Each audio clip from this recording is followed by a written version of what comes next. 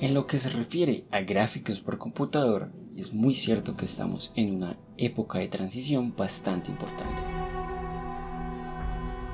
Esto no solo porque tecnologías como Ray Tracing, de las que ya hemos hablado, están empezando a ser implementadas, sino también porque empezamos a ver hardware que las soporta nativamente, como por ejemplo las nuevas consolas de videojuegos o tarjetas como el 6800X de AMD o la serie 3000 de Nvidia. Es por esto precisamente que hablamos bastante sobre lo que es Next Gen, o los gráficos de siguiente generación, o los gráficos de última generación, pero a veces no sabemos bien qué significan este tipo de términos. Y precisamente en este video vamos a hablar sobre qué significan estos términos y qué significan este tipo de gráficos. Y aprovechando que es un juego que fue lanzado este mes y que muestra bastantes de estas nuevas implementaciones gráficas, vamos a mostrar también Resident Evil 8. Bienvenidos entonces a este nuevo video de la esquina técnica de Impactatic.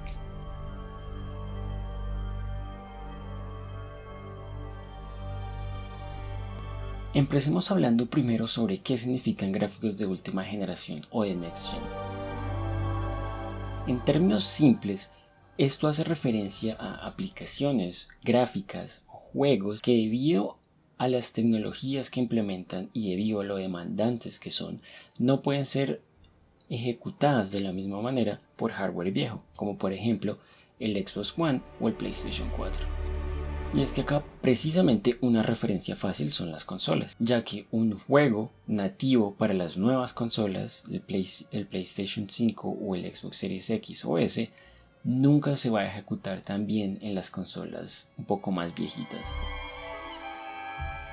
Pero sin embargo, ¿qué elementos hace que estos juegos nativos con gráficos de última generación sean tan demandantes? Las razones son variadas, pero vamos a nombrar algunas específicas.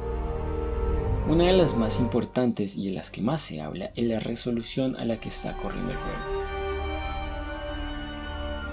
En Resident Evil, por ejemplo, podemos correr a resoluciones como 720p o 1080p, que son bastante populares y que se han estandarizado a lo largo de los últimos 7 u 8 años.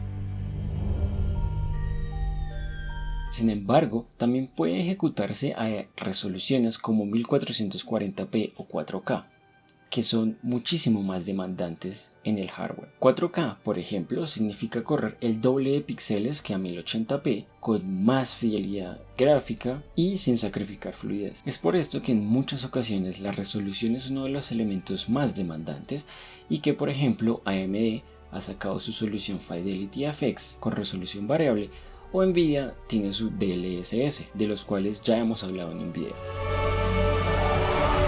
Y relacionado a esto también tenemos las texturas de los juegos. Tener texturas más detalladas, sobre todo si tenemos varios elementos en una escena, también sube bastante la demanda gráfica en juego.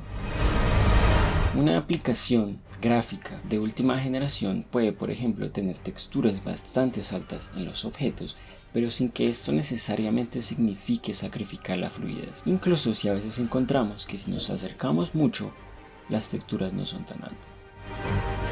Otro elemento importante es la iluminación y consecuentemente las sombras.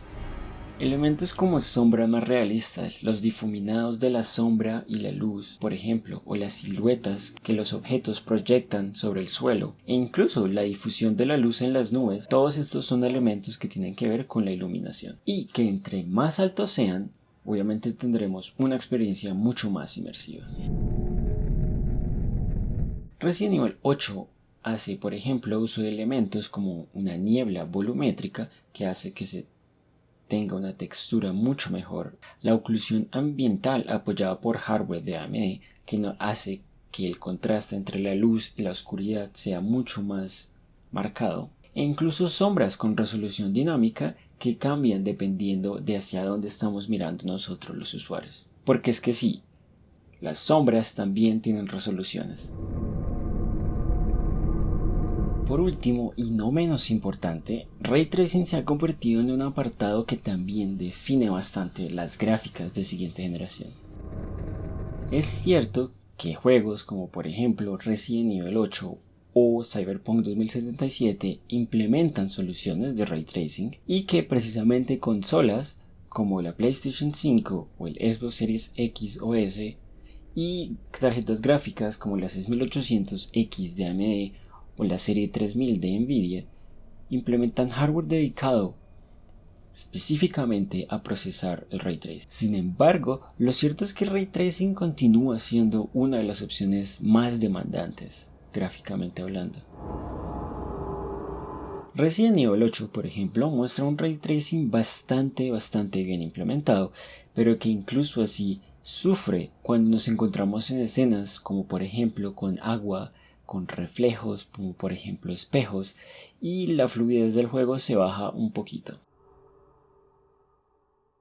Ray Tracing ha ganado bastante terreno en los últimos años y específicamente en los últimos meses, pero todavía le falta, diría yo, 1 o 2 años para que se vuelva un producto verdaderamente masivo y para que tengamos hardware que pueda correrlo a mucha más fidelidad.